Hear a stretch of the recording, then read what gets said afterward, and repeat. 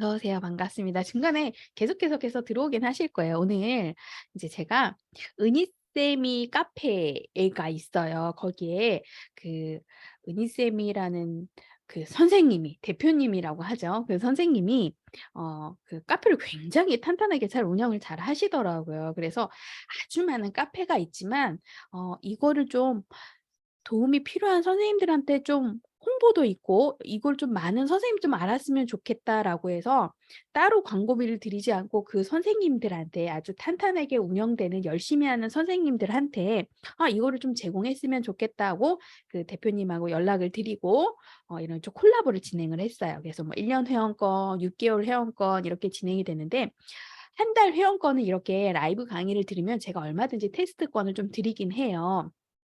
그래서 그 처음 사용하시는 1년 회원권, 6 개월 회원권 이렇게 혜택을 받으신 고것도 선택하는데 초이스하는데 좀 어느 정도 단계가 필요하더라고요. 지금까지 강의를 몇 번 들었고 유료 회원이고 요런 단계들이 좀 필요하더라고요. 그래서 그런 선생님들이 선택된 선생님들이 그래도 이거를 사용하실 때 강의를 좀 들으면 수월하게 사용하시지 않을까라고 해서 또 따로 마련한 거예요. 이거 외에는 저희가 단톡방에서 한 250명 되는 그 선생님이 있는 단톡방에서는요. 제가 뭐 총평 강의도 하고 관찰입지와 관련된 강의도 계속 꾸준히 진행하고 있어요. 그런데 오늘은 특별하게 좀 사용법, 어떻게 사용하는지 그리고 혹시 교사 대상이라고 했어요. 교사 대상으로 했을 때 어떻게 사용해야 되는지 그거를 좀 안내 드리려고 해요.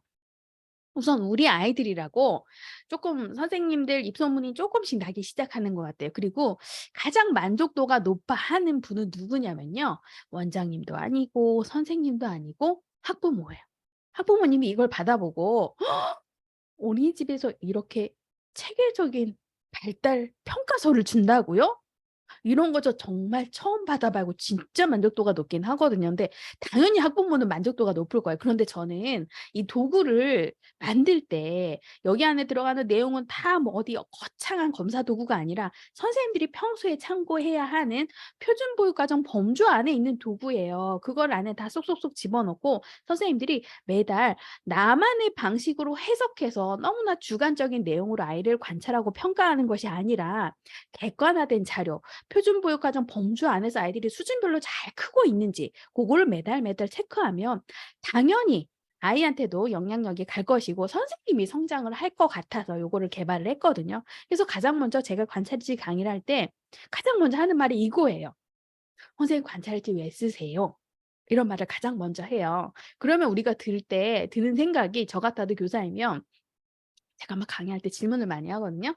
그러면 선생님들이 드는 생각이 '평가지 때문에 쓰죠. 이거 안 쓰면 참 좋죠.'라는 생각을 많이 하실 것 같아요. 그런데 평가제 때문에 쓰는 것이 아니라 정말 교사라면 아이들 때문에 써야 되는 거예요. 그건 선생님들이 계속해서 내가 무언가 중심점을 계속 잡고 이끌어가는 핵심이 되어야 하는 게 맞아. 보육일지는 내가 교사로서 이 반을 어떻게 잘 이끌어가는지 남기는 기록인 거고 관찰일지는 보육일지 안에는 우리 반 전체 구성원이 담겨 있다면 이제 관찰일지는 아이마다 다 특성이 다르잖아요. 정말 쉽게 예를 들면 여자아이 3 월생인데 여자아이 3 월생 한 만 2 세라고 생각을 해 봐요. 여자아이 3 월생인데 만 2 세.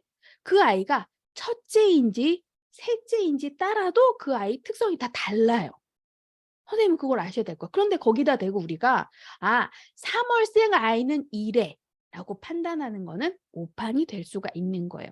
정말 그 아이 고유한 관찰을 해야 하는데 그거를 쏙 빼버리고 그냥 사진만 찍거나 나 오늘 관찰일지 적어야 돼. 정말 7월 가기 전에 나 총평도 해야 되고 관찰일지도 막 적어야 돼.' 하고 일에 휩쓸려서 평가제가 있으니까 이거 계속 놓치는 선생님도 있거든요. 왜 보육일지는 요즘 미루는 선생님 제가 거의 들어본 적이 없어요. 그런데 정말 5년 전만 해도 한 달을 꼭 몰아서 쓰는 선생님도 봤어요. 근데 요즘은 그게 나의 흉이 되잖아요. 선생님으로서 자질이 좀 부족하다 될 수가 있잖아요. 그리고 되게 보이기지는 간소화됐잖아요. 그것도 힘들다고 하면 안 되거든요. 그래서 고 정도는 정말 내가 우리 반을 꾸릴 때 '뭘 잘하고 있지? 뭘 부족하지?' 그거를 계속 느끼기 위해서 기록이란 걸 하는데 관찰일지는 매일매일 적는 게 아니다 보니까 선생님이 계속 미뤄요. 우리가 힘든 일은 어떻게 하죠? 마감이 닥칠 때 하잖아요. 그죠? 그래야 또 일맛이 잡히기도 하고. 그래서 다 밀어 놔요, 말일에. 다 밀어 놓으면 선생님들은 어떡하냐면 "아 나 휴가 와서 적으면 돼." 그렇게 하는데 그게 아니라 관찰일지 작성할 때 첫 번째는요, 관찰을 해야 돼요. 이거 강의에서 굉장히 많이 들었을 거예요. 그럼 "뭘 관찰을 해요? 아이하고 뭐 해요?"라고 생각할 수 있는데요. 그 관찰이 오늘은 내가 이 아이의 어떤 부분을 관찰해야 될지가 이미 장착이 되어 있어야 되는 거예요. 그 안에 표준보육 과정에는 영역별에 있는 범주가 진짜 선생님 머릿속에 다 있어야 돼요, 원래는. 근데 그렇게 하기 힘들잖아요. 아마 우리가 교직이란 걸 배우고 좀 더 체계적인 관리 체계, 교육 체계가 되었다면 이 표준 보육 과정 범주를 달달달달 외우라고 했을 거예요. 왜? 그 임용 시험에서는 보면 유치원 임용 시험에서 보면요. 표준 보육 과정 안에 범주 안에 어떤 구성원이 되는지 그 다 외워야 되거든요. 근데 우린 그렇진 않잖아요. 참고해서 작성을 하는데 그 참고해서 작성하는 것은 기록을 중요하게 생각해서 하는 거지 원래 그거보다 더 먼저 해야 되는 건 뭐냐면 표준교육과정 범주 안에 있는 게 선생님 머리에 다 장착이 돼야 돼요. 그래야 '아 이 아이는 아직 이게 안 되는구나. 원래 이 영역에서 이 수준은 이 통상적으로 만일세 아이들의 수준은 이 정도 돼야 되는데 아직 얘는 이걸 못하는구나.' 그러면 이 아이가 능력이 발달이 떨어지는 게 아니라 '그럼 내가 어떻게 해 줘야 되지?' 교사는 조력자 역할을 해야 되죠. '아 여기서 요 다음 단계로 가려면 요 정도만 해 주면 되겠다.' 라는 것을 우리가 항상 장착이 돼 있고 그랬더니 어떤 아이는 일 주일 만에 변화가 있을 수도 있고요. 어떤 아이는 한 달이 걸릴 수도 있는 거예요.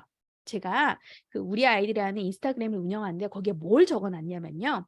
보통 아이들이 걸을 때는요. 우리가 "걷는다."라고 자기 스스로 이렇게 발을 하나 떼고 하나 아마 한 걸음, 두 걸음 이렇게 발자국을 떼는 게 발걸음을 떼는 게 걷는다라는 표현을 하는데 그게 통상 우리가 평균 수치를 보면 발달 수치로 보면 90 개월에서 15 개월이면 거의 다 걸어요, 아이들이. 근데 더 느린 아이도 있겠죠. 그죠? 근데 9 개월이나 10 개월에 걷는 아이를 우리가 발달이 빠르다고 해야 할까요? 아니면 15 개월에 걷는 아이를 느리다고 해야 될까요? 대부분 그렇게 하죠. "어머 얘는 돌도 안 됐는데 걷는다. 되게 빠르다."라고 우리가 판단을 하거든요. 왜? 표준 수치에 애를 맞추니까. 이 아이를 여기에 갖다 붙이는 거예요. 얘는 이거보다 평균 우리가 10 개월에서 15 개월은 평균 걸어야 되는데 그거보다 애가 빠르게 걸으니까 요 밑에 있는 수치로 걸으니까 얘는 빠르다. 발달이 참 빠르네. 얘는 평소보다 15 개월인데 15 개월, 14 개월을 걷는데 얘는 느리다.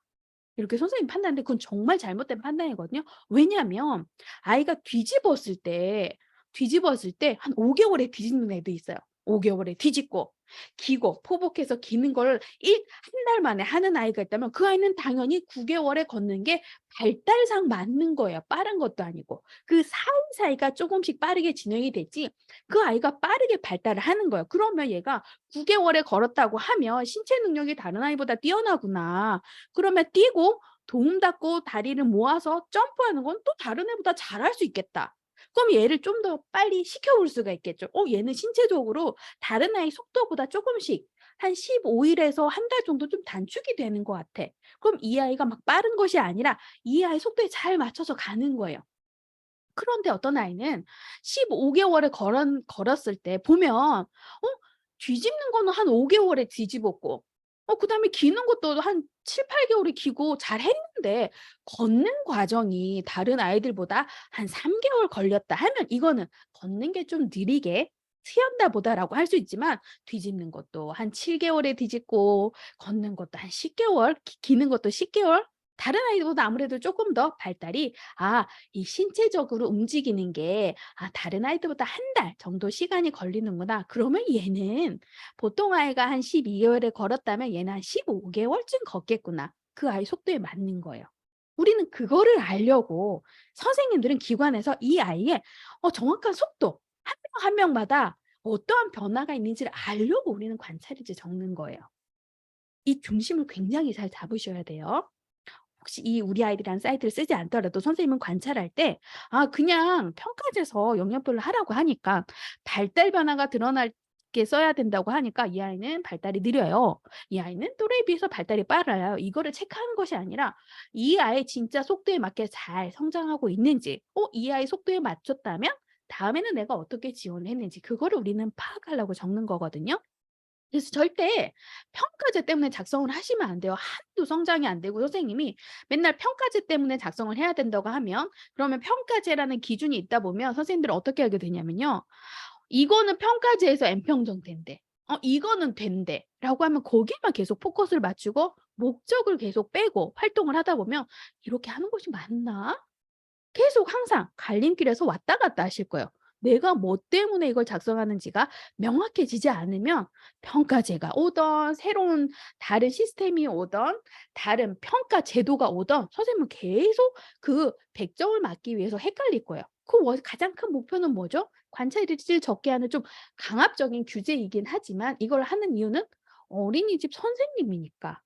가장 어린 시기 아이들이 기관을 이용하는 첫 번째 맞는 선생님이니까 가장 중요한 역할을 하는 선생님이니까 관찰일지를 적게 하는데 그 평가제라는 기준에서 가장 큰 목적은 그래도 선생님이 주기적으로 한 달에 한 번은 적으셔야 됩니다라고 해 놓은 거예요. 그랬더니 선생님들이 한 달에 한 번은 적는데 한 달에 한 번 이상 적으라고 하니까 어떤 기관은 한 달에 두 번 적기도 해요. 어떤 선생님은 제가 요 우리 아이들 사이트 사용하는 선생님 보면요. 한 달에 두 번이 아니라 자기가 그 총평에 기록할 때 한 달에 세네 번도 기록을 하더라고요. 이 아이 지금 이 말을 했어요. 꼭 기록해야지. 엄마가 아이를 하루 종일 지켜보면서 지금 이런 말을 했다고? 이 말이 나중에는 이렇게 단어가 붙여져서 동사가 붙여져서도 말을 안 해? 그럼 또 기록해야지. 막 그런 것처럼 선생님이 월 1 회는 최소 충족하기 위한 가이드, 강압적인 가이드를 만들어 놓은 거예요. 그런데 관찰일지는 평가제 때문에 하는 건 아니지만 평가제는 충족이 돼야 되거든요. 그래서 평가제를 공부를 열심히 하는데 그 평가제 가장 상위는 아이들의 발달 변화를 주고 선생님이 알기 위해서 주기적으로 기록하고 그래서 이 아이가 이런 변화가 있었네. 내가 모르게 매달 매달 기록한 거를 6 개월 과정을 보니까 어머 걷는 것만 잘 걷는 줄 알았는데 보니까 손도 처음에는 못 씻고 헹구는 것도 못하고 양치 폐하는 것도 못하더니 어머 7월 되니까 스스로 폐도 할 수 있네. 이만큼 이 아이가 성장했구나를 선생님이 좀 분석하기 위해서 우리가 관찰과 기록을 하는 거거든요. 그러기 위해서는요 선생님한테 이렇게 제가 한 번씩 질문을 드려요. "교사의 도움을 받아서 손 씻기와 이닦기를 하며 기분 좋게 씻는다." 요게 과연 이런 하나의 행위를 봤을 때 저는 지금 문장으로 나타냈지만 하나의 행위를 봤을 때 '이건 몇 세지?' 라는 게 빠르게 판단이 돼야 돼요. 그래야 아이가 행위하는가 봤을 때 '얘 다른 애들보다 좀 더 빠른데?' 혹은 '이것까지 지금 할 수 있단 말이야?' 라고 하는데 선생님들이 평소 이런 거에 관심이 없다면 발달 수준이나 아이들의 표준 보육 과정의 범주, 수준별, 나이 수준별 범주를 잘 모른다면 그냥 단편적으로 나한테 좀 편한 아이, 어른한테 좀 편안하고 어른 말귀 잘 알아듣고 심부름 잘하는 아이는 발달이 빠르다라고 생각할 수 있어요. 굉장히 주관적으로 사람들이 엄마들도 그래요. 그렇게 판단을 많이 해요. 그런데 내 힘이 좀 많이 들어가고 내가 많이 지원을 해 줘야 하는 아이는 발달상 느리다라는 표현을 진짜 많이 하거든요. 그게 아니에요. 그 아이 사이사이에서는요. 아이는 꾸준히 자기 속도에 맞게 발달을 위한 거 하고 있어요. 그거는 우리는 전문가에서 좀 캐치를 해야 돼요. 자 이거는 선생님들이 맞출 수 있는지는 모르겠지만요. 저 표준교육 과정 정말 공부 열심히 해서 이건 알아요." 하시는 선생님이 있을 수는 있는데요. 교사의 도움을 받아서 손 씻기와 이닦기를 하며 기분 좋게 씻는다. 이거 과연 몇 세가 이렇게 할 수 있을까요? 몇 세? 몇 세가 할 수 있을까요? 제가 그래도 선생님들이 열심히 들으니까 답을 얘기해 줄게요. 나중에 체크리스트 할 때는 이거는요. 0 1세 아이들이 할 수 있는 거예요. 0 1세 아이들이 요 정도는 할 수 있어야 되는 거예요. 표준교육 과정의 수준별 범주에 도움을 받아서 손 씻기와 이닦기를 하면서 기분 좋게 씻는다고? 근데 우리 반 아이는요. 선생님의 도움을 받는 게 아니라 아예 손을 하나도 안 대요 하면 이거보다 수준이 낮은 거예요. 우리 반 애가 1 세인데도요? 0 1 세가 아니고 0 1 세는 보통 6 개월에서 만 1 세까지 얘기하죠. 근데 0 1 세가 아니고 1 세인데도요. 양치하고 손 닦기 할 때 절대 자기가 안 하고 가만히 있어요. 제가 100% 처음부터 끝까지 도와줘야 돼 하면은 이 수준보다 낮은 수준인 거예요. 0세 수준에 가까운 거예요. 그럼 선생님 뭐 해 줘야 되죠? 얘가 못하니까 계속 해 줘야 돼요? 어떻게 해 줘야죠? 이 아이가 빠르게 자기 속도에 맞춰서 빨리 성장을 하려면 기회라는 걸 주셔야 돼요.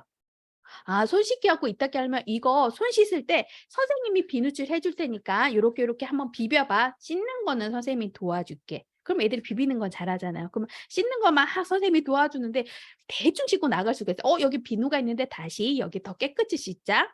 라는 거를 선생님이 계속 알려줘야 되는 거예요. 마지막에 이제 손 이렇게 털고 닦는 거는 네가 해볼까? 라고 조금씩 조금씩 얘가 할 수 있는 영역을 기회를 주셔야 돼요. 근데 그게 아니라 얘는 못해요. 아직까지 물장난하고요. 손 씻는 걸 잘 몰라요. 하면 선생님이 처음부터 끝까지 다 해줄 수가 있어요. 왜? 우리는 청결이 중요하니까. 아이를 깨끗하게 관리하는 게 중요해서 다 해주다 보면요. 그럼 이 아이가 만 2세 되고 만 3세 되면 잘할 수 있을까요? 할 수는 있을 거예요. 이제 자조 능력이 좀 생겨서. 그런데 잘하지는 못해요. 아주 그동안에 기회를 주고 기다려 주고 물을 이렇게 했더니 여기서 비누로 깨끗이 되려면 3-4 번은 이렇게 해야 되네. 아니 스스로 깨우쳐야 되네. 이게 아니라 선생님이 이렇게 슉 하고 헹구는 것만 애들 계속 연습하면 비누칠도 안 하고 물로 휘리릭 이렇게 하고 오는 애들 많을 거예요. 왜? 단계도 제대로 거치지 않았으니까. 그래서 우리는 가끔 착각이란 걸 해요. 크면 다 할 거예요. 양치도 지금은 미흡하니까 제가 다 도와주지만 크면 잘할 거예요. 그러면 어른이 되었을 때 모두가 다 양치를 잘해야 되잖아요. 그렇지 않죠. 이 습관이란 게 처음에 어떻게 습관을 형성하느냐에 따라서 꾸준히 성인이 되었을 때도 양치 습관이나 손 씻기 습관이나 다 각자 의 방식으로 다 하게 되죠. 대충 하는 사람, 정말 너무나 오랜 시간 공을 들여서 열심히 하는 사람. 그죠? 그건 처음에 습관을 어떻게 들이냐가 중요한데 그 역할을 선생님들이 하고 있는 거예요. 그래서 굉장히 중요한데요.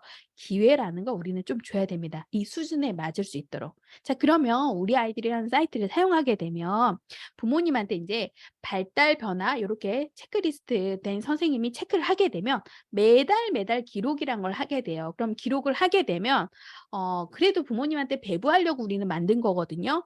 "이 아이가 이 정도 성장하고 있습니다, 부모님.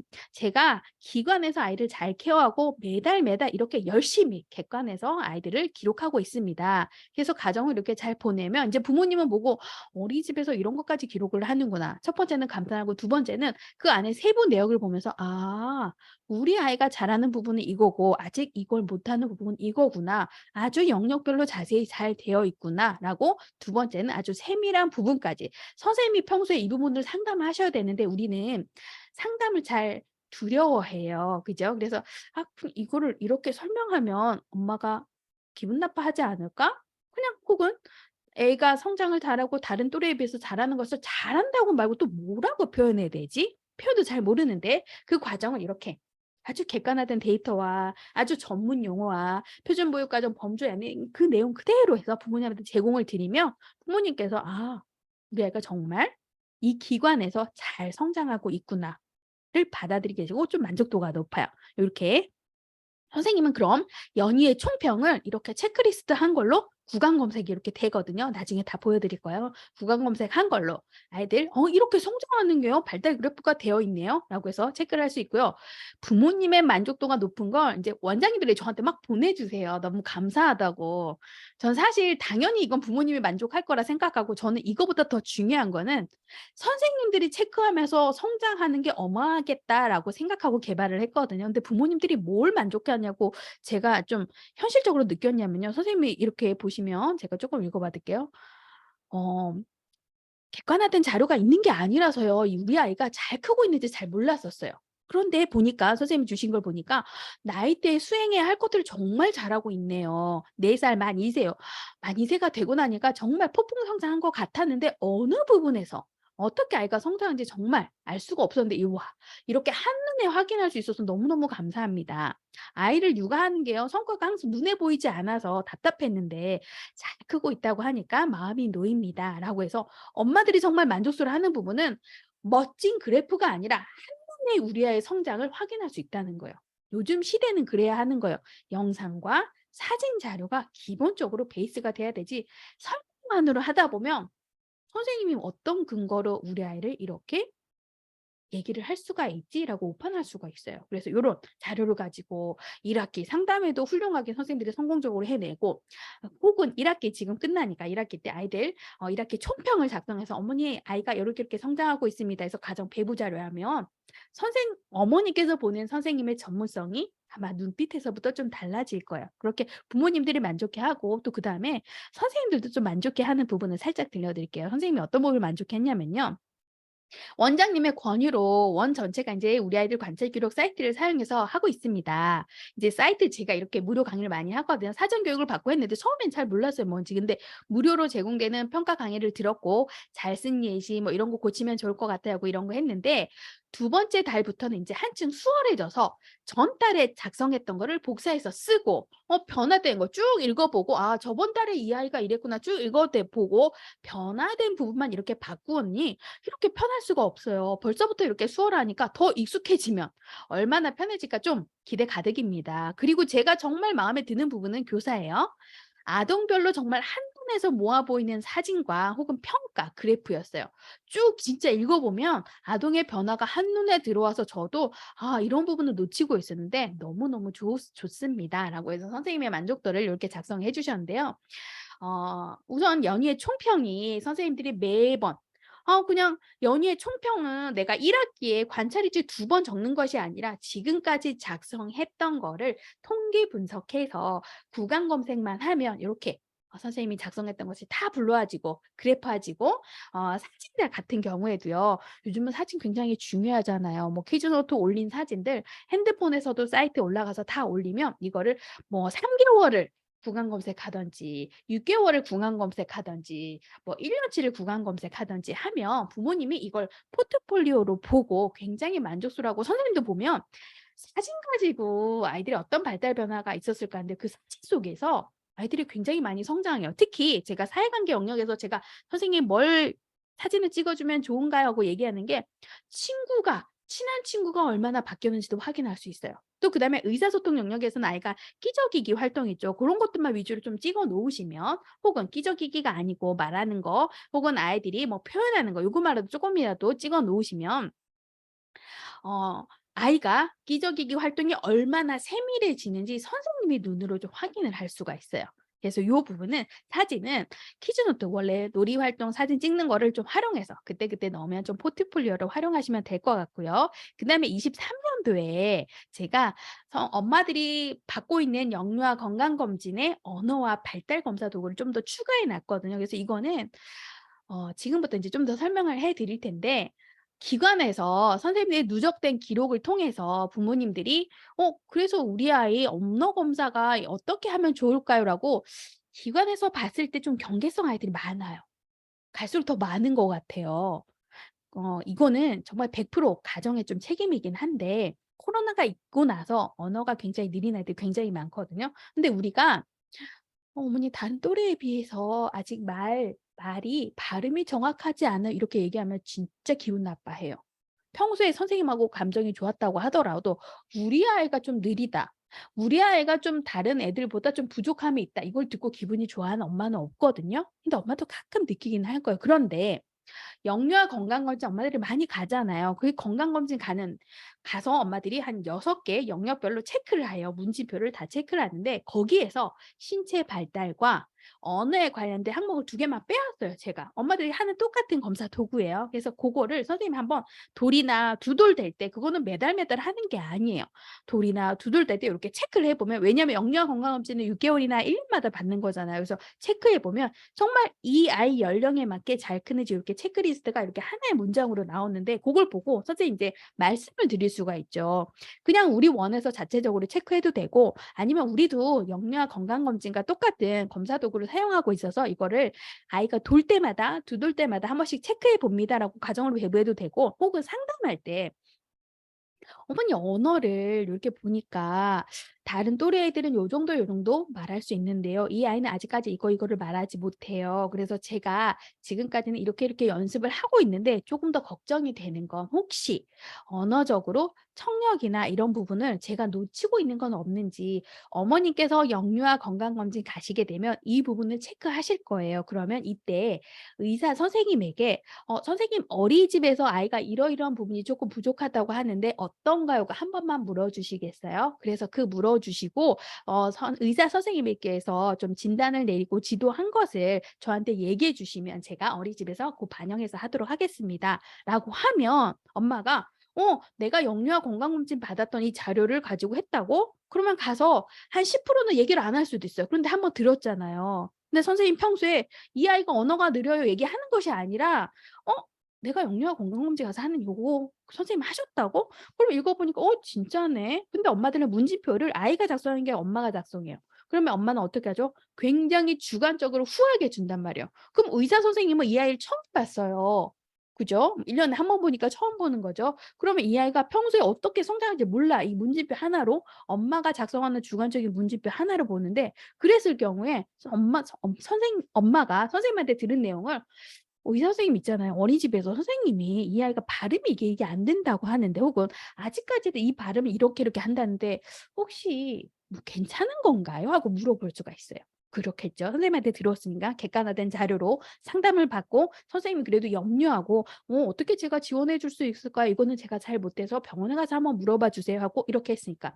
그러면 우리는 이 아이가 발달이 빠르다, 발달이 느리다, 언어적으로 문제가 있다를 진단하는 것이 아니라 우리가 해야 할 일은 제대로 된 진료를 받을 수 있도록 지원을 하는 게 우리가 해야 하는 역할이거든요. "이 아이가 발달이 느리다. 언어적으로 문제가 있다. 자폐 성향을 보인다." 이 진단은 의사가 하는 거예요. 우리가 하는 거네요. 우리는 의심은 할 수 있어요. 그죠?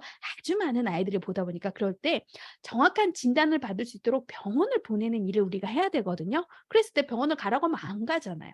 근데 이러이러한 제가 검사 도구를 2개를 추가한 이유는 선생님들이 좀 더 아이들한테 상담을 했을 때 좀 객관화된 자료로 엄마들한테 좀 신뢰감을 주고 이 아이가 그래도 선생님이 이러한 걸로 병원을 좀 갔을 때 대부분 어떻게 하는지 아세요? 이렇게 했을 때 병원에서 체크를 해 봐요. 그렇다고요? 잠깐만요. 제가 말을 시켜 볼게요." 하고 이래저래 말을 시킨단 말이에요. 그럼 말을 시키면 발음이 안 될 수가 있어요. 발음이 부정확한 아이는 첫 번째 청력이 약해요. 청력이 약하면 발음이 정확하지 않고 요게 턱 관절도 되게 약하거든요. 어떻게 발음을 해야 하는지 잘 몰라요.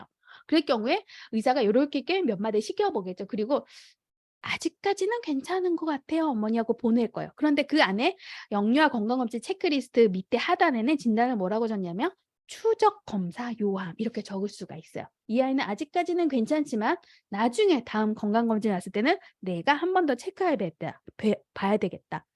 이거를 하기 위해서 우리는 병원을 아이의 진단을 받을 수 있도록 보내야 하는 중요한 역할을 우리가 해야 되거든요. 그런데 평소에 이건 알아요. 그죠? 이 아이 좀 이상한데?' 이상은 아니지만 좀 다른 아이랑 좀 다른데? 내가 봐서는 분명히 이 아이 좀 병원에 가서 진단을 받아 봤으면 좋겠는데." 하고 평소에 엄마하고 좀 친분이 있다고 얘기하면 기분만 상하고 의만 상하고 제대로 된 병원 진단을 받는 거를 꺼려하실 거예요. 대부분 부모님들이 그런 걸 되게 꺼려하시더라고요. 그런데 정말 객관화된 자료가 선생님의 상담에 신뢰성을 높여준다면 그러면 병원에 가서 정확한 진단을 받을 수가 있죠. 아이들은요. 정말 정확한 진단이 필요해요. 막 이렇게 언어센터, 발달센터를 돌아다닌 게 아니라 우리가 감기 걸렸다고 해서 만약에 열감기가 나면 어떻게 하죠? 이 열이 모기 부어서 나는 건지 혹은 열감기 바이러스성 때문에 나는 건지 혹은 열경기인지 우리가 이 다양한 종류 중에 무엇 때문에 열이 나는지 원인을 찾으려고 병원을 가는 거잖아요. 근데 그게 아니라 나는 그냥 열이 나니까 몸살 감기 하나 먹으면 괜찮아." 이렇게 했는데 또 열이 나요. 그럼 이때는 좀 따뜻한 거 먹으면 괜찮아." 이거는 정확한 진단이 아니잖아요. 그럼 내가 당연히 이게 괜찮은 것이 아니라 어떠한 사유로 이런 열이 나는 거 알고 그다음에는 내가 뭐 아플 때는 지금 내가 가니까 목이 많이 부어서 열이 난다고 하는 것 같아." 그러면 내가 따뜻한 물도 먹고 약은 한 번만 먹든지 두 번만 먹든지 판단이란 걸 할 수가 있거든요. 그래서 우리는 정말 발달이 급속도로 발달하는 영유아기 아이들을 보는 선생님은요. 이 아이가 정말 제대로 발달을 하고 있는지 체크하는 게 정말 정말 중요해요. 이거는 아이를 위한 일이기도 하지만 선생님을 위한 일이에요. 아이가 이 정도 속도에서 잘한다고? 그러면 다음에 요 정도 속도로 지원해 줘야 되겠다. 이 아이는 한참 기다려 줘야 되겠다. 아이를 이해하는 속도도 굉장히 빠르게 발달할 거예요. 자, 이제부터 제가 우리 아이들 관찰일지 작성하는 걸 좀 보여 드릴 텐데요. 어서 오세요. 그동안에 또 해달별 선생님 또 오셨네요. 한 분만 고생하면 되지 이렇게 많이 오지. 자, 지금부터 사용법 안내를 드릴 텐데요. 우선 되게 간단하게 돼 있어요. 요거는 뭐 클릭하면 영상이 넘어가는 거고 회원가입이란 게 되어 있거든요. 지금은 제가 교사가 1:1 로 가입하는 걸 좀 안내해 드릴 거예요. 교사라고 했거든요. 만약에 기관으로 가입을 해야 된다라고 하면요. 본인 인증 여기 들어가면 회원가입을 누르면 동의합니다 하고 일반 회원, 기관 회원이 있어요. 자, 일반 회원과 기관 회원의 차이는 기관 회원은 원장님이 가입을 하는 거고요. 그 안에 모든 선생님을 무료로 사용할 수 있도록 등록을 해 주는 거예요. 근데 일반 회원은 교사, 선생님이 원장님 도움 없이 나는 이거 지금 관찰일지 적는 건 너무 힘들어. 특히 초임 선생님. 뭘 관찰할지 모르잖아요. 그래서 특히 3년 미만의 초임 선생님 혹은 나는 정말 관찰일지 교육을 받아도 잘 모르겠다 하는 선생님들이 요 과정을 거치면서 좀 전문적인 관찰일지 작성하는 데 좀 도움을 주려고 하는데 그럴 때 일반 회원과 기관 회원인데 그 차이는 기관 회원은 최소 20인 가정어린이집 20인 이상의 기관이 가입을 하는 거예요. 그러면 그 안에 원장님이 선생님을 등록을 해 주시는 거예요. 그러면 선생님이 교체됐을 경우에도 수정을 하면 그 선생님이 또 이어서 작성할 수 있게 하는 거고 일반에는 교사, 선생님이 개인적으로 가입을 하는 겁니다. 우선 여기 아무리 이름을 입력해도 입력이 되지 않아요. 왜냐하면 제가 여기 적어 놨거든요. 이름과 휴대폰 번호는 본인 인증 시 자동으로 입력됩니다라고 적어 놨어요. 그래서 인증하기를 누르면 이게 자동으로 되는 거예요. 그 가끔 연락이 와요.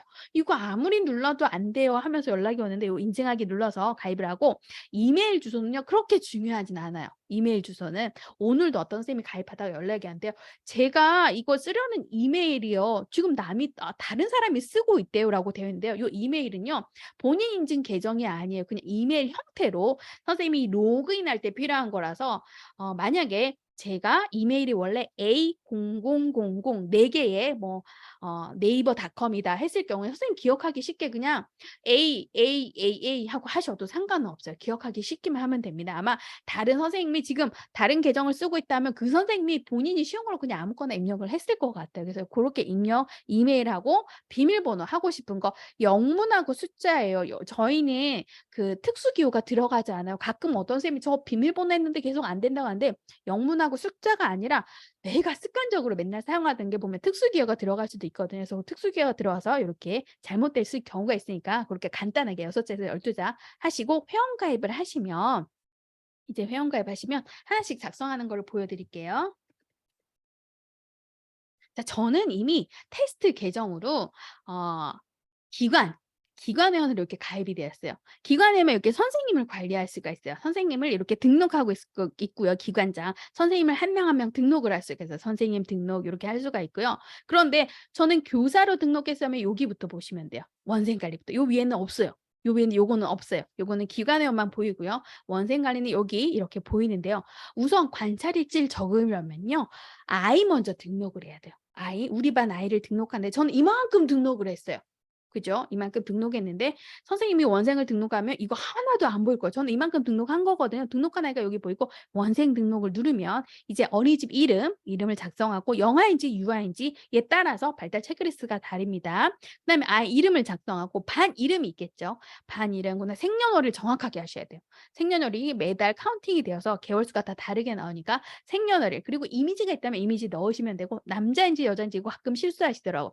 자, 여기까지만 정확하게 하시고 주소, 보호자 성함, 그다음에 입소 일자는 좀 정확해야 되겠죠. 그렇게 여기 안에 있는 내용은요. 임의대로 하셔도 돼요. 제가 요거를 적어 놓은 이유는 다른 주소를 하셔도 돼요. 166 해 가지고 한번 검색을 해 볼게요. 자, 이 주소 이렇게 제가 넣어 놓은 이유는 요것만 캡처해서 우리 원에 원화 카드로 사용하시라고 제가 일부러 이렇게 만들어 놓은 거거든요. 그래서 우리 아이 우편 번호도 넣고 엄마 아빠 이름도 넣어야 되는 그거 아니에요.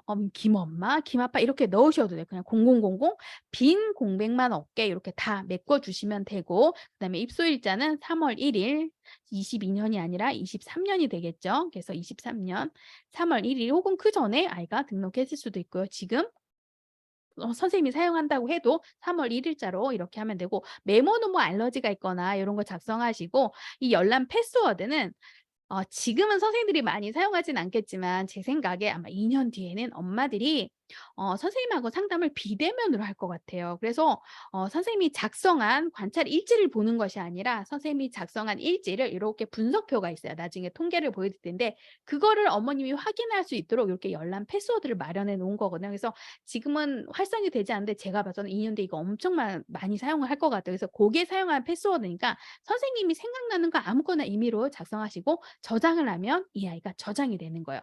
모든 원생을 등록을 해야 그다음에 관찰 일지라는 걸 적을 수가 있어요. 그런데 제가 아까 영유아 건강검진처럼 발달 일지, 언어 일지가 있다고 했죠. 이거는 들어가면 이 아이 개월 수에 돌이나 두 돌 됐을 때, 고 발달이 될 때 사용하시면 되는 거고요. 그러면 관찰일지 한번 들어가 볼게요. 관찰일지 들어가면 제가 이만큼 적어 놨어요. 선생님들은 하나도 없어요. 그러면 어떻게 하냐? 관찰일지 등록이란 걸 누르면 돼요. 그럼 관찰일지 등록하고 아이 이름을 내가 등록을 했으니까 아이 이름을 검색할 거예요. 그럼 자동으로 연동이 돼요.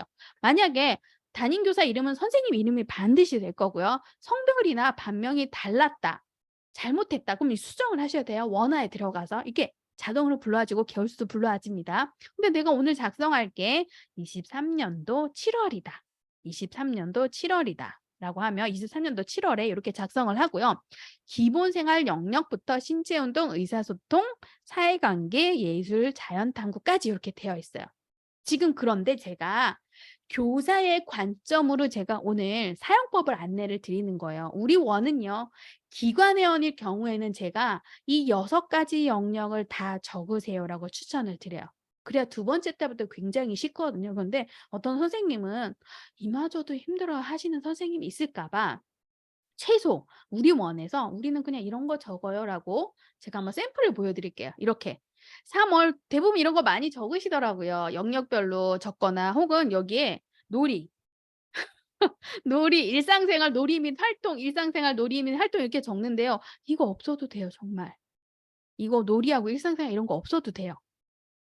놀이와 일상생활을 포함한 내용이라고 했지 이 영역을 나누라는 내용은 어디에도 없거든요. 근데 이게 정말 카더라 통신이 잘못된 게 선생님들이 놀이하고 일상생활, 놀이하고 일상생활 나누는데 선생님 한번 생각을 한번 해 보세요. 아이의 활동을 놀이하고 일상생활 이렇게 분리를 할 수가 있나요? 그냥 일상생활이 놀이인 거예요. 놀이하다 보면 일상생활로 나타나는 거예요. 이게 하나로 아우르는 거지 아이들은 맨날 일상생활만 하지는 않아요. 그죠? 근데 어른이 성인이 되면 노는 것과 일상생활이 좀 분리가 되어 있지만 아이들은 그렇지가 않아요. 그래서 놀이와 일상생활을 포함한 것을 작성하라고 했는데 그렇다고 해서 영역을 구분하라는 건 아니거든요. 그래서 요거 없으셔도 돼요. 요거 없고 만약에 3월 요거 없고 차라리 여기 안에 영역을 넣으세요. 넣으셔도 안 넣으셔도 됩니다. 정말 이거 안 하셔도 돼요. 만약에 내가 3월 거 기본생활 영역 넣고 한 달에 한 번인데 우리 원의 원장님은 영역별로 하나씩 적어도 돼. 라고 얘기하신다면 기본생활 영역을 여기에 적을 거면 선생님이 여기 안에 기본생활 영역이죠. 요거 하나씩 하면 다 표준보육 과정 안에 있는 범주거든요. 아까 우리 반 애가 요거 했잖아요. 영인시대 수준. 교사의 도움을 받아서 손 씻기야 이따끼라면 기분 좋게 씻는다. 나 오늘 7월은 그냥 기본생활 영역 하나만 체크할 거야. 라고 하신다면 정말 철저하게 교사 입장인 거예요, 제가. 이렇게 말고 더 잘했으면 좋겠어요. 그런데 이 업무가 선생님한테 더 힘들면 안 되니까. 그래도 정말 '나는 최소한으로 하고 싶다. 정말 세상 편하게 하고 싶다.' 하면 그래도 이거는 꼭 하셔야 되는 게 기본생활 학 영역을 체크하시는데 그걸 어 우리 반 아이가 1 세인데 쭉 읽어 보세요. 읽어 보고 '이 정도 수준이 되는 것 같다.' 1 세여도 다 1 세를 체크하는 것이 아니라 정확한 이 아이 수준을 체크하는 거예요. 이거 할 때도 있고 안 할 때도 있다면 아닌 거예요. 정말 정확하게 이 아이가 하는 것을 이렇게 체크하시면 됩니다. 1 세라고 해도 1세 수준인 행동이 있을 수도 있고요. 아예 0세 수준인 행동이 있을 수도 있고 잠을 아예 안 자면 0세 수준인 거예요. 아예 불규칙적이니까. 다른 것도 1 세인데 2세 정도 수준이 되기도 할 거고요. 이렇게 체크를 하시면 돼요. 보통 선생님이 기본 생활 영역이라고 아까 여기에 작성한다면 평소에 여기 기본 생활 영역 뭐 적으세요? 대부분 제가 관찰이지 선생님들 교육하면 여기 뭐 적으시냐면 밥 먹는 거, 양치하는 거, 잠자는 거 요거 많이 적으시더라고요 돌아가면서. 그런데 기본 생활 영역의 범주를 보면요. 건강하게 생활하기, 안전하게 생활하기 두 개로 나누어서도 배변부터 간식, 아이들의 요 도구 사용과 그리고 안전하게 생활할 때 아이들이 어떻게 안전장구를 착용하는까지가 모두가 포함된 게 기본 생활 영역이에요. 이거 제가 만든 게 아니라 표준교육과정 본무 안에 다 있는 거예요. 그래서 요렇게 체크를 하고 선생님 이제 저장할 거예요. 사진 넣고 나 이번 3 월은 7 월은 이렇게 적을래. 7월 평가는 간단하게 적으시면 돼요. 7월 평가를 뭘 적을 거냐면 정말 이 아이가 7 월에 꼭 기록해야 하는 것들. 7 월에 우리 반 아이 한 명을 떠오르시고 '이번 달에 정말 이 아이는 특이했다.' 혹은 '이 아이는 왜 이런 행동을 했지?' 혹은 '이번에 이런 행동을 했다고?' 특히 기어다니는 애가 걸어 다닐 수가 있고요. 말을 정확하게 못하는 아이가 문장으로 말을 뱉을 수도 있고요. 기저귀를 뗐는데 다시 기저귀를 탈 수가 있어요. 그렇게 정말 이번 달에 이 아이에 대해서 기록해야 할 것들을 이렇게 작성을 하시면 돼요. 아시겠죠? 그렇게 작성을 하면 제가 이거는 앞에 작성한 게 있어서 다른 계월수를 한번 바꿔 볼게요. 자, 이렇게 해서 작성을 하고 저장을 해 볼게요. 저장을 하면 이렇게 됩니다. 자, 김희주 아이 거 제가 2024년 7월 걸로 했죠. 수정은 이거 작성한 걸 수정을 하는 거고요. 복사는 이게 그대로 불러와지는 거예요. 내가 7 월에 기본 생활 영역을 작성했으니까 이제 8 월에는 달만 바꾸고 신체 운동 영역을 작성해야 되겠어. 라고 하는 게 요 영역이고요. 그런데 제가 요걸 선생님이 저는 우리 아이들 사이트를 사용하는데요. 우리 원에는 이런 틀이 있어요. 제가 그래서 이 기본 생활 영역 안에 어떻게 작성하면 좋을까요? 했을 경우에 요거를 출력을 누르시면 뭐 디자인 요거를 고르라고 되어 있습니다. 되어 있고 선생님이 작성한 내용이 여기 나와요. 여기 나오죠. 그러면 기본 생활 영역을 이렇게 드래그해서 붙이시면 돼요. 우리 원에 틀이 있고 우리 원의 다른 선생님이나 원장님은 이렇게 사용하는 것을 별로 반기지 않은 것 같고 '이대로 좀 사용했으면 좋겠다. 수격 적는 걸 굉장히 좋아하신다.'라고 하면 요렇게 클릭해서 선생님이 붙여서 사용하시면 돼요. 저는 초임 선생님이고 우리 원에 틀이 정해져 있다라고 하면 이거를 추천을 드려요. 그러면 이 안에 내용 보시겠어요? 표준교육과정 범주 안에 있는데 그 수준별로 다 다른 거예요. 선생님이 아무리 보고 적는다고 해도 이거보다 더 빨리 적을 수는 없어요. 그죠? 그런데 선생님이 평소에 그냥 배변하는 거, 밥 먹는 거, 뭐 먹었더니 양파도 먹고 뭐고 먹었다. 하지만 그거보다 더 자세하고 디테일하고 객관화되게 적었죠. 왜? 표준교육 과정의 범주대로 작성을 했으니까. 우리는 관찰일지라는 거는 굉장히 객관적으로 적어야 되는 건 선생님들이 다 아실 거예요. 그죠? 그래서 요렇게 기본 생활 영역을 작성하시면 되고 두 번째 달은 내가 신체 운동 역량을 작성하겠다 하면 두 번째 달도 똑같은 방법으로 복사해서 신체 운동을 작성하시면 되는 거예요. 이게 정말 정말 쉬운 방법. 정말 이것도 안 하시면 안 되는 쉬운 방법이고 제가 가장 추천드리는 방법은 기관회원은 다 반드시 원장님이 지원을 해 주니까 "이 정도는 하셔야 됩니다."라고 기관회원한테 추천하는 방법은요. 모든 영역을 체크할 수 있도록 추천을 드려요. 그러면 제가 한 걸 한번 보여 드릴게요. 이 아이를 3월 달 거 김희주라는 아이를 제가 3월 달 걸 이렇게 작성을 했거든요. 요거 한번 볼게요. 한번 볼게요. 자, 여기 사진도 넣고 다 체크했어요. 쫙 체크하고요. 체크하는데 생각보다 시간 오래 걸리지 않아요. 그런데 제가 직접 가서 선생님들한테 코칭하다 보면 시간이 오래 걸리는 선생님들이 있더라고요. 시간이 짧은 선생님이 있고 오래 걸린 선생님이 있어요. 무슨 얘기인가 하면 요거를 봤을 때 쭉 읽어보고 "선생님 이 아이가 어느 정도 수준인 것 같아요."라고 하면 한 선생님은 진짜 오래 걸려요. "글쎄요. 얘가 이것도 하는 것 같고 이것도 하는 것 같아요." 하고 한참 걸리는데 어떤 선생님은 "얘는요 이거는 해요." 이 1세 수준인 것 같아요." 단번에 나오는 선생님이 있어요. 그게 왜 그럴까요? 저는 그건 평소에 선생님이 이 아이에 대해서 정확하게 알고 있다. 그래서 이것만 읽어 봐도 '이 아이는 이래요. 아 이 아이는 아직까지 이건 못해요. 이 정도 수준 돼야 돼요 7 월이면.' 그런데 아직까지도 '이 아이가 이게 되나?' 했던 것 같기도 하고 안 했던 것 같기도 해요. 그럼 선생님이 제대로 이 아이를 관찰하지 못해서요. 아직까지 이 아이가 어느 정도 잘하고 어느 정도 발달이 있는지를 잘 모르기 때문이에요. 그렇게 한 번에 나오셔야 돼요 7월 정도 되면.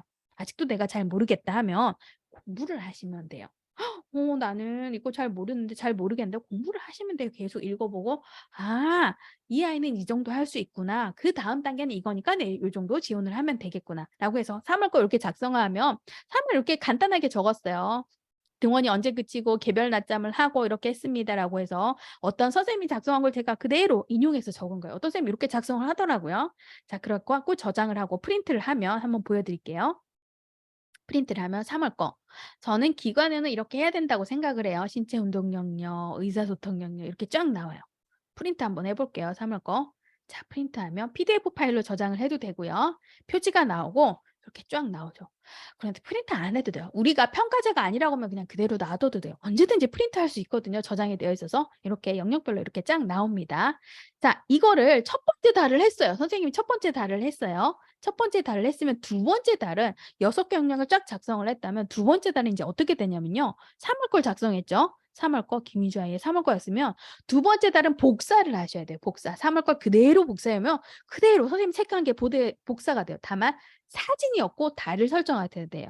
4월 거를 요렇게 작성할 건데 쭉 읽어 보시고 이 영역에서 뭐만 변화되었나 체크하시면 돼요. 아까 어떤 선생님이 후기가 남긴 게 첫 번째 달은 두 번째 달이 되니까 "어머 복사해서 쭉 읽어 보고 체크만 하게 되니까 너무 편해요."라고 되어 있거든요. 그래서 이 쭉 읽어 보고 이 영역은 보니까 3 월하고 그렇게 차이가 많이 없네." 하면 그대로 가셔도 돼요. 사진 정도 바꾸고. 그러면 사진을 안 하셔도 상관은 없어요. 신체 영역 보고 '아 이 부분은 이 아이가 이 정도 성장했어.' 어머 그러다 보니까 4 월에 이 안에 신체 영역 부분은 다른 아이에 비해서 빠르게 성장을 했네. 의사소통 영역은 아직까지 이번 달은 그대로인 것 같네 하고 쭉 체크하고 또 4 월에 어떻게 4 월에 특이한 내용을 요렇게 저장을 하시면 4 월이 끝나는 거예요. 3월 했던 걸 그대로 복사해서 쭉 읽어 보고 발달 변화 있었던 영역만 체크하고 저장을 하면 선생님의 4월 한 아이당 관찰 일지가 한 2 분이면 끝날 거예요.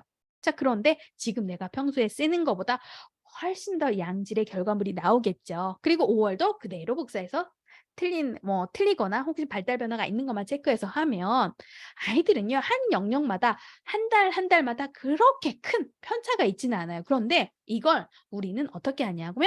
총평, 통계 그래프에 들어가서 한 학기 동안 이 아이가 얼마나 발달 변화가 있었는지 보기 위해서 매달 기록하는 거거든요. 제가 이걸 3 월부터 7 월까지 작성한 거 한번 볼게요. 1 학기 동안 이가 어떤 변화 있었는지. 이런 발달 변화가 있어요. 선생님이 체크했는데 이 영역 보면 이거는 기본 생활 영역이네요. 기본 생활 영역이 5 월에서 6 월에는 그냥 그대로 꾸준히 평이한 상태이고 여기 되게 제가 일부러 이렇게 해 놓은 거예요. 여기 보니까 사회관계 영역인데 사회관계 아이들하고 활동하고 사회관계 영역이 다양한 영역이 안에 포함되어 있죠, 내용이 범주가. 근데 5 월에는 이랬는데 쪼끔 떨어지기도 하고. 그런데 선생님이 체크하면요. 정말 완만하게 성장을 할 거예요, 아이들이. 그런데 평균치를 유지하는 구간도 있을 거예요. 그러다가 급수적으로 성장하는 기간도 있을 거예요. 그거를 우리는 파악하려고 연위의 총평에는 6 가지 영역이 들어가고 그 총평에 "발달 변화가 드러나게 작성해야 됩니다."라는 것을 계속 강조하는 거예요. 매달 매달 작성했는데 그래도 1 학기에 한 번 정도는 선생님이 이 아이가 어느 정도 발달을 했는지는 체크해야 되잖아요. 그래서 이렇게 발달 변화를 하고 이거보다 더 중요한 거 매달 매달 작성했죠 선생님들이. 그러면 여기 3 월께 이렇게 불러와줘요. 매달 매달 작성하면. 그러면 3월 거를 제가 위에 올릴 거예요. 왜냐하면 차곡차곡 과거 순으로 쌓이니까 3월 거 올리고 4월 거도 이렇게 적을 거 딱히 없는 것 같아요. 그러면 5월 거도 제가 이렇게 복사해서 한번 올려 볼게요. 복사해서 자 올리고 그냥 그 아이 있었던 걸 기록한 거예요. 6월 거도 한번 복사해서 올리고 자 붙여 넣기 하고 자 6 월하고 7월 거까지 다 됐어요. 그러면 여기 안에서 발달 변화 있어야 되니까 3 월보다는 그냥 학기 초 학기 초에는 이랬고 뭐 3월 이거 없애도 되고요. 3 월에는 대부분 이랬고 5 월이 되자 이렇게 됐고 그 중간에 필요 없는 거 다 지우시고 7월 정도 되니 여름이 되니 이 정도 할 수 있었다라고 하면 이게 선생님의 1 학기 총평이 되는 거예요. 자 그리고 사진 이렇게 했으니까 프린트하시면 선생님은 1 학기 총평을 따로 작성하지 않아도 내가 그동안 누적한 자료만으로 요걸 출력해 놓으면 선생님이 1 학기 총평이 끝나는 거예요. 사진은 혹시 많이 번거로우실까 봐 사진은 다른 페이지를 했어요. 요 두 개만으로도 충족이 되니까. 사진은 혹시 필요하시면 더 출력을 하셔도 되고 나는 사진까지는 안 하고 싶다면 안 하셔도 되는데 사진으로 보는 발달 변화도 굉장히 발달 변화가 크거든요. 한눈에 알 수 있는 변화가 굉장히 크거든요. 그래서 사진을 웬만하면 요즘 키즈노트 많이 하니까 그 위주로 좀 사진을 찍으셨으면 좋겠는데 요렇게 연의의 총평이 이걸로 끝나는 거예요. 이렇게 하면 선생님이 객관적인 지표로 착성을 하게 되고 매달 매달 작성했던 거를 내가 우리 원에 이런 틀이 있다. 그럼 요렇게 작성을 하셔도 되고 연의의 총평 같은 경우에도 내가 이렇게 했는데 요거 취소하고 여기 들어가서 연의의 총평을 요렇게 하시면 돼요. 요렇게 해서 복사해서 붙이기 하고 요 표정도 있죠. 표정도를 저 같으면 이렇게 캡처해서 올리겠어요, 연의의 총평을. 요렇게 하시는 게 선생님이 평소에 작업했던 거에 스트레스도 아마 제가 봐서는 10분의 1로 줄고 하지만 선생님이 지금 작성하는 형태의 한 5배 이상의 결과물을 이끌어내는 좀 도구를 만들었는데요. 조금 도움이 되셨으면 좋겠어요. 그래서 요 사용법을 굉장히 쉽게는 되어 있지만 "이용법 안내 방법 가서 요렇게 하면 됩니다."라고 해서 굉장히 쉽게 되어 있지만 이거 하나하나 체크하고 선생님이 활용했을 때 악용할 수도 있을 것 같아요. '그냥 일세 다 하면 되지 뭐. 일세 안에 있는 내용 이렇게 내가 드래그해서 붙이면 되지 뭐.'가 아니라 어떤 교수님이 이 사이트를 되게 추천해 주셨는데요. 선생님이 승급 교육 받을 때 그 사이트를 추천해 준 이유가 어머 이 선생님들이요. 한 달마다 매달 요렇게 체크하고 변화가 뭐가 있었나를 매달 매달 이렇게 읽어 보는 거 하나만으로도 표준 보육과정 범주 공부가 엄청나게 되겠는데요. 따로 발달 공부를 하지 않아도 이것만으로도 충분하겠는데요. 정말 선생님들 변화가 엄청나겠는데요라고 하고 저한테 되게 칭찬을 많이 해 주셨거든요. 그래서 뭐 저하고 친분이 있는 분은 아니지만 이 승급 교육 하실 때 "이거 추천해 줘도 되겠냐."고 "선생님들이 관찰일지 작성하는데 요런 도구 있으니까 만약에 신입 선생님이고 힘들 경우에는 요런 거 좀 추천해도 되겠냐."고 해서 제가 너무 감사하다고 했죠 뭐. 그래서 이런 전문가들이 좀 인정해 주니까 '정말 제대로 된 도구이구나.'라고 생각하고 하는데 지금 오신 너무 피곤하실 텐데 제가 피곤할까 봐 말 엄청 빨리 한 거였거든요. 그래서 사용법 강의를 설명을 드렸었어요. 오늘은 철저하게 기본적으로 선생님들이 '나는 기관의 도움 없이 이런 틀 안에서 그냥 사용하고 싶다.' 하거나 혹은 우리 원에는 그냥 자율성이 있어서요. 뭐 관찰일지 이렇게 써도 되고요. 뭐 출력해서 가지고 있어도 상관없어요 하면은 요 안에 사이트를 사용해서 매달 저장하고 따로 출력을 안 하셔도 돼요. 그리고 출퇴근하면서 아이들 사진 올리거나 체크리스트 얼마든지 할 수 있잖아요. 우리가 그 가용하는 시간과 가용하지 않는 시간이 남는 시간이 가끔 있긴 하거든요. 그래서 그때 내가 할 수 있는 업무를 노트북이 아니고 수기로 작성하는 것이 아니라 이렇게 스마트한 도구를 사용해서 할 수 있으니까 선생님들이 어 도움이 되셨으면 좋겠어요. 그래서 해달배 선생님 원장님이 들으라고 해서 잘 들으셨나요? 우리 이든 선생님도 잘 들으셨나요? 제가 오늘 인제 은희쌤이 카페 인제 회원들을 통해서 요거 사용법 강의를 어차피 녹화본을 좀 전달 드려야 해서 녹화는 하기는 했지만 그래도 실시간으로 참석을 해 주셔서 너무 감사하고요. 혹시 궁금한 거 있으면 제가 질문을 받고 마무리를 하도록 할게요. 궁금한 거 있을까요? 혹시 저는 이거 한번 정말 궁금해서 한번 들어와 봤는데요. 어 비용까지는 쪼끔 결제하긴 그렇고 한 달 사용권으로 제가 한 달 정도 한번 어떻게 하는지 한번 사용을 해 보고 싶어요 하시면 한 달 사용권을 요구하시면 돼요. 어떻게 요구하냐면요. 여기 가면 1대1 문의가 있어요. 1대1 문의에서 저는 원화가 지금 몇 명인데요. 한 달 포인트를 좀 지급해 주세요 하면 제가 한 달 사용권을 드릴 수 있어요. 그래서 고걸로 한번 '아 이렇게 되는 거구나. 내가 해 보니까 어 생각보다 괜찮네.' 하는 생각이 드실 때 그때마다 계속 연장해서 하거나 연간 회원이 훨씬 더 싸긴 하거든요. 그래서 고런 연간 회원을 좀 활용해서 사용하시면 될 것 같아요. 이게 멤버십 제도로 이용되다 되는 이유는 유료로 되는 이유는요. 이 데이터 비용이에요. 발달이 너무 빠른 아이는 한 번씩 체크할 때 문항이 없어 곤란, 그 안에 문항에 대부분의 발달 사항이 있는데요. 맞아요. 이런 질문을 주더라고요. 선생님 질문 감사해요. 그래서 다른 선생님한테 도움이 될 수도 있고 이 내용인 것 같아요. 어떤 선생님은 어떤 질문을 줬냐면 제가요 이 아이를 체크해 봤는데요. 이렇게 쭉 읽어 보니까 낮잠이 너무나 특이하거나 배변이 되게 특이한 경우가 있어요. 여기 안에는 이 내용이 없지만 이거는 공통적인 내용이에요. 전체적으로 모든 아이들이 이렇게 성장해야 되는 아주 표준 범위 안에 있는 내용인데 아이마다 이런 특이한 점이 있을 수 있잖아요. 그러면 여기 총평에 적으시면 돼요. 3월 여기 총평에 정말 이 아이가 요런 부분은 이렇다라고 한 줄 정도 적으시면 돼요. 문항이 없을 경우는 비슷한 문항으로 예를 들면 우리 반 아이는 여기서 한번 볼게요. 여기서 배변 의사 표현 없이 교사의 도움으로 일정하게 배변 관리를 한다가 0세 수준인데 우리 반 아이는 1세인데 변기에 관심을 보이고 안 잡으려고 시도하지만 교사의 도움을 받고 이동식 변기 등 정해진 곳에서 배변할 수 있다는데 우리 반 아이는요. 기저귀만 차야 응가하는 아이가 있을 수도 있어요. 그죠? 그럼 여기 없잖아요. 그런 아주 특수한 상황은 평범한 상황이 아닌 거예요. 그죠? 표준 범주 안에 있는 내용이 아니고 이 아이의 특수한 상황이거든요. 그러면 여기에 체크하시면 돼요. 아직까지는 기저귀를 사용해야 변을 편하게 볼 수 있고 아마 그 아이 시간대가 있을 수도 있어요. 그런 시간도 한번 체크해 주시고 왜? 내가 다음 달이고 그다음 달이고 이 아이가 이때는 지금 이렇게 이 시간대에 꼭 기저귀를 차야지만 좀 큰 변을 볼 수 있고 쉬는 선생님하고 습관적으로 잘 가서 가리기가 잘 되는데 응가 같은 경우에는 꼭 기저귀 차야 되고 또 이 시간대 혹은 그 장소가 있을 거예요. 혹은 자세 이런 것들은 되게 특수한 상황이거든요.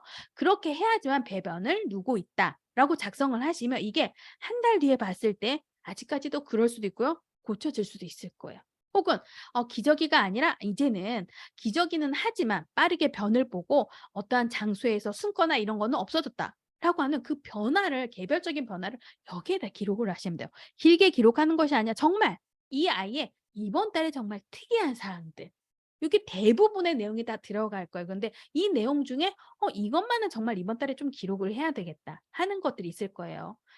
예를 들면 지금까지 울면서 등원하지 않았는데 울면서 등원한다든지 예전에는 밥을 혼자 잘 먹다가 인제는 아예 손을 안 대고 선생님이 먹여 줘야지만 먹는다든지 이러한 특수한 그 월의 특이한 사항들이 있을 수 있거든요. 그때는 요게 한 줄로 작성하시면 돼요. 길게 적을 필요가 없어요. 여기 안에 웬만한 6개 영역이 다 체크가 되기 때문에 정말 이 아이의 온전한 상황을 한 줄 정도 기록을 해 놓으셔야 이 과정이 언제쯤 변화가 있었고 몇 개월까지 변화가 있는지 저희가 체크하려고 선생님이 하는 거거든요. 그래서 요거를 작성하시면 되는 거예요. 너무 발달이 빠르거나 했을 때. 발달이 빠르면 대부분 제가 여기 보면 뭐 2 세에서 3세 수준은 우리의 유아예요. 유아 수준으로 이렇게 되는데 제가 여기 잘 체크하라고 하는 게 어떤 선생님이 이렇게 하더라고. 만 2세 아이인데요. 한 7월 되니까 전부 다 3세 수준이 되어서 더 이상 성장에 할 게 없어서 체크할 게 없어서 제가 계속 3세 수준으로 체크했었는데 그 거짓말이에요. 그 선생님은 제가 봐선 100% 거짓말이에요. 제가 이랬죠. 여기서 진단할 때 100% 이 아이가 실행하는 내용만 체크하라고. 긴가민가 하는 거는 이 아이 수준이 아닌 거예요. 어떨 때마다 내가 시도해서 성공하는 거는 이 아이 수준이라고 볼 수가 없어요.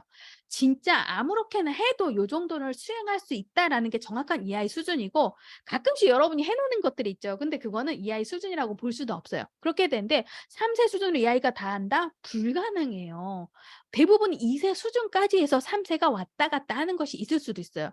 근데 그 선생님은 제가 원장님께는 그런 말 안 하긴 했는데 정확하게 체크를 안 했기 때문이에요. 그럴 수가 없어요, 아이들이.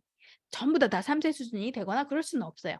그래서 뭐 2세 수준에서 3세 수준 왔다 갔다 할 수 있는데 선생님 말대로 너무 발달이 빠른 아이는 여기 안에 항목이 없다면 그 특수한 상황은 관찰 기록 총평에 남겨 주시고 0 세인데 지금 우리 아기 0 세인데 0 1세 수준이 돼요. 뭐 0 1세 수준 체크하시고 이 수준이 어느 만큼 가는지 한 달에 한 번씩 꾸준히 지원이 되는지 아니면 이 아이 같은 경우는 자연 탐구 영역에서는 조금 관심이 없고 영역이 계속 천천히 더디고 변화가 없고 또 다른 영역에서는 좀 빠르게 변화할 수도 있을 거예요. 특히 여자의 경우에는 사회관계나 의사소통 영역이 좀 더 남자애보다 좀 빠르게 달라질 수도 있겠죠. 변화가 있어서 선생님이 체크하는 수준이 또 달라질 수도 있겠죠. 그래서 그렇게 체크를 하시면 됩니다.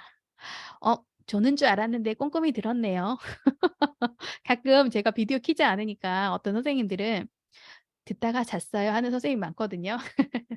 네. 줄진 않은 걸로. 네. 수고 많으셨어요. 아유 대단하시네요 선생님. 늦은 시간까지. 제가 말도 빠르고 한번 이렇게 탁 놓치면 되게 졸리긴 할 거거든요. 네. 열심히 해 주셔서 감사합니다. 제가 요거를 개발한 개발한 개발자라서 정말 그 하나의 목표예요. 하나의 목표 뭐냐면 선생님들의 그 업무를 쪼끔 쉽게 하기 위해서이기도 한데요. 첫 번째는 진짜 아이들한테 제대로 된 관찰 기록을 해 줬으면 좋겠어요. 지금 하는 선생님이 너무 잘하는 선생님도 있어요. 이렇게까지 열심히 작성한다고 하는 선생님도 있는데요. 시간이 꽤 많이 걸릴 거예요. 그렇게 남이 봐서도 전문가가 봐서도 '와 이렇게 작성을 잘했다고.' 하는 정도면 정말 시간이 오래 걸릴 거예요. 작정하고 1 시간 이상은 작성해야 될 텐데 그게 아니라 객관적으로 이렇게 작성하면서 정말 제대로 기록을 한다면 이 아이 발달이 보일 거예요. 안 보일 수가 없어요. 그런데 우리가 그걸 참 많이 놓쳐요. 그래서 저는 선생님의 업무를 쪼끔 어 경감하는 것도 되게 목표가 있지만 그거보다 더 큰 건 지금 자라나는 아이들이 선생님이 놓치고 있는 것을 좀 잘 지원을 받고 선생님이 이제 눈이 트이면 보여지는 것이 좀 달라지면 지원이 당연히 달라질 거거든요. 아직까지 잘 안 보일 거예요. 안 보이고 뭘 봐야 할지도 모를 수 있는 선생님이 많을 수도 있어요. 우리가 따로 이걸 공부해야 되는데 공부할 시간도 많이 없으니까. 정말 우리가 어리집이고 유아교육 기관에 있는 선생님들은요. 많은 공부를 평소에 꾸준히 하셔야 돼요. 그래야 선생님이 편해지고 우리 반이 좀 편안해져요. 왜? 아이의 발달을 알게 되면 이해가 되고 '얘네 왜 이렇지?'가 아니라 이해가 될 거예요. '그럴 수 있겠구나. 그러면 이렇게 해 줘야 되겠구나.' 온화한 선생님이 아니라 이해하는 선생님이 되시면 되는 거예요. 그러면 선생님이 편안해져요. 정말 그럴 수밖에 없거든요. 그래서 이 7월 정도 되면 어느 정도 우리 반을 좀 파악해야 돼요. 아직도 여기서 다투고 아직도 여기서 선생님이 이르고 이러면 안 돼요.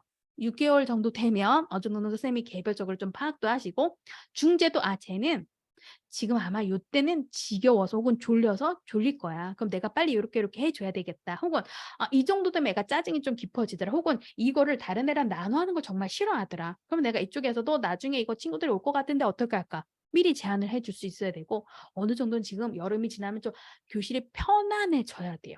근데 요즘 애들이 많이 힘들잖아요. 그죠? 그래서 선생님들이 많이 힘들 텐데 그런 것들도 조금 역량을 키우셨으면 좋겠어요. 그렇게 좀 활용을 하셨으면 좋겠습니다.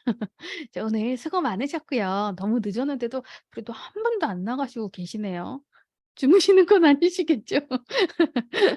제가 오늘 마무리하고 요거 인제 네 수고 많으셨어요. 궁금한 거 있으면 1:1 로 문의 남기셔도 됩니다. 그리고 선생님이 요걸 사용하지 않더라도 아이 발달이나 관찰지가 궁금하시면 언제든지 질문을 주세요. 아시겠죠? 그러면 평가제 빼고 평가제 이상의 원리를 좀 안내해 드릴게요. 수고 많으셨습니다. 인제 마무리할게요. 너무 감사해요.